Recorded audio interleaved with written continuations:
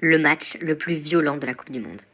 Autrement appelé la bataille de Santiago, ce match est souvent considéré comme un des plus violents, si ce n'est le plus violent de la Coupe du Monde. Nous sommes en 1962 pour l'édition de la Coupe du Monde au Chili, et quelques mois seulement avant le début de la compétition, un tremblement de terre touche le Chili et détruit un grand nombre de bâtiments liés à la Coupe du Monde. Le pays a finalement réalisé la prouesse de tout reconstruire à temps, mais deux journalistes italiens l'ont pourtant fortement critiqué en disant que c'est une aberration d'organiser une Coupe du Monde dans un pays aussi peu développé. Cela occasionne directement le renvoi de ces deux journalistes dans leur pays, et qui était justement un des adversaires du Chili lors de cette phase de poule?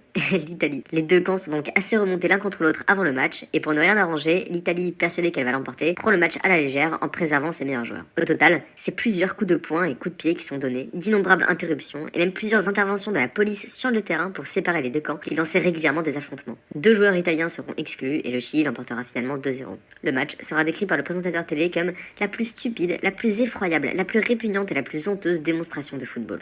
Et ça ne s'invente pas parce que la